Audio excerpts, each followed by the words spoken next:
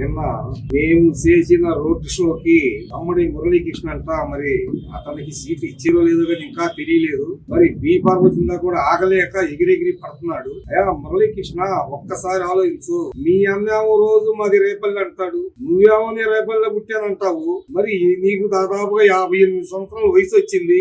మామలపల్లి ఆడందో తెలియదు. గత 2 నెలల మట్టి ఆరోగ్యశ్రీ కింద వచ్చే కలజోళ్ళు తీసుకొచ్చి గ్రామంలో 4 కలజోళ్ళు పెంచి జగన్మోహన్ రెడ్డి అన్ని వర్గాలు చేశాడు, నేను కలజోళ్ళు పంచాను, కాల పట్టాలు పంచాను అని చెప్పుకోవడం చాలా దుర్మార్గం. అది నీ సొమ్ము కాదు. ఆరోగ్యశ్రీ కింద మీ అన్న మంత్రి కాబట్టి తీసుకొచ్చి నీకు ఇస్తే క్యాంపులు పెట్టి పంచావు. బ్రదర్, ఒకటి ఆలోచించు. నీ పరిస్థితి ఏంటో సత్యమల్లి పోతే మాకు తెలిసింది. నువ్వు ఎంతమంది ఎంపీటీసీల దగ్గర డబ్బులు తీసుకున్నావు, ఎంతమంది సర్పంచుల దగ్గర డబ్బులు తీసుకున్నావు మీ అన్నను అడ్డం పెట్టుకుని. ఇప్పుడు వరకు అది మొత్తం లిస్ట్ మా దగ్గర ఉంది. అక్కడ ఒక హాస్పిటల్లో ఒక వాండ్రో భార్యని తీసుకుని వెళ్తే రెడ్లు మొత్తం 100 మంది పోగయ్యి మీ అన్నను పిలిపించి పంచాయతీ జరిపితే మీ అన్న సత్తినపల్లి నుంచి హైదరాబాద్ పంపించేశాడు. గత సంవత్సరం బట్టి హైదరాబాద్ నుంచి నీకు సీట్ ఇస్తామని చెప్పి ఇక్కడ పంపించాడు. ఇవన్నీ జనం చూడలేదని నువ్వు అనుకోవద్దు. నెత్తి మీద ఎస్సీలు నెత్తిని చేతులు పెట్టి మా తమ్ముళ్ళు మా అన్నని చెప్పి జగన్ మోసం చేశాడు.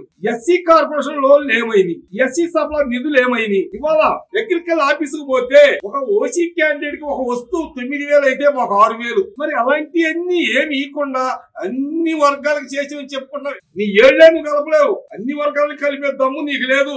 నేను 20 ఏళ్ళ తగులుతా. అది కాదు నువ్వు గెలిచేది. కంపల్సరీ నెత్తిని ముసుగునేసుకుని కోటా శ్రీనివాస్ కూడా రోడ్డు ఉందంటే నడవాల్సి వచ్చింది. అది గుర్తు పెట్టుకో. ఇక్కడ నువ్వేం చేయలేవు. అవసరమైతే మీ అన్నకు కూడా ఎంపీ తీసుకో, ఇద్దరు ఒకసారి పంపిస్తాం గాడి మీద ఎక్కించి. ఇది మట్టుకు గుర్తు పెట్టుకో.